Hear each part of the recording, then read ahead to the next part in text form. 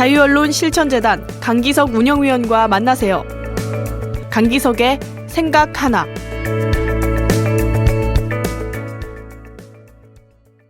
이상돈 중앙대 명예교수가 어제 국민의당에 입당했습니다. 그는 입당 기자회견에서 한국 역대 정부가 다 북핵과 미사일 문제에서 실패했다.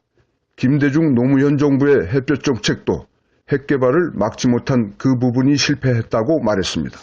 그리고는 안보는 보수, 경제는 진보, 이런 지향점에서 볼 때 현재 논의되고 있는 북한 문제에 대해선 우리 당이 원점에서 재검토해야 한다고 본다고 덧붙였습니다. 국민의당은 그동안 개성공단 폐쇄 등 북핵 문제로 인한 한반도 위기 상황에서 더불어민주당보다 더 선명한 목소리로 정부 조처를 강력히 비판해 왔습니다. 이상돈 교수는 국민의당이 자신을 영입하는 과정에서 몇 가지 우려가 있었는데 해소됐기 때문에 입당한 것이라고 말했습니다. 안보 문제에 대한 당과 자신 간 괴리도 해소됐다는 뉘앙스입니다. 안철수 대표가 같은 자리에서 이 교수의 과거 정부 실패 발언을 옹호하면서 개성공단 폐쇄 등의 대북 문제에 대해서 중립적 태도로 바뀐 듯한 모습을 보인 것도 그 징표입니다. 아무리 신생정당이라지만 단 한 사람 영입하면서 그동안 당 전체가 보여왔던 대북 인식을 싹 바꾸는 듯한 모습이 우스꽝스럽기 짝이 없습니다. 국민의당은 시작 때부터 뭐가 됐든 새누리당과 더민주당 사이에 있겠다고 한 데다 다른 사안에서도 자주 갈팡질팡하는 모습을 보여왔습니다. 때문에 이제 대북 문제에서도 그동안의 오버질을 멈추고 제자리 찾아가는 겨시련이 넘어갈 수도 있겠습니다. 정작 심각한 문제는 더민주당입니다.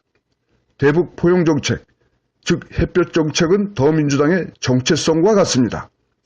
그런데 정식 절차를 통해 뽑은 것도 아니고 단지 영입해 왔을 뿐인 김종인 비대위 대표가 북한 와해론이며 북한 괴멸론을 서슴지 않고 말하고 있습니다.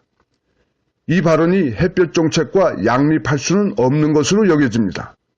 그런데도 김 대표는 변명이나 해명은커녕 이 발언을 취소할 생각은 추호도 없다며 대못질까지 했습니다. 그는 북한이 쏘아올린 게 미사일이 아니라 위성이라고 한 진성준 의원에게 당론에 어긋나는 발언은 하지 말라고 질책까지 했다고 합니다. 야권 지지자들은 더민주당이 김종인 박사를 영입한 것은 경제 민주화의 아이콘처럼 돼버린 그의 이미지를 빌어 더민주당의 경제 민주화 의지를 강화하기 위해서라고 이해하고 있습니다. 그런데 김 박사 한 사람으로 인해 풍전등화 같았던 민주당이 그럭저럭 수습되는 것을 보며 민주당의 뿌리가 참 허약했구나 하는 생각과 함께 그의 탁월한 리더십에 경탄하기도 했습니다. 아무리 그렇더라도 경제 민주화가 아닌 대북 문제, 안보 문제에서까지 당의 역사와 정체성을 무시하는 발언을 할 권능까지 그가 가졌다고 받아들이기는 어렵습니다. 어찌 보면 통일 문제나 안보 문제가 경제 문제보다 더 사활적인 문제라고 볼 수 있기에 더욱 그렇습니다.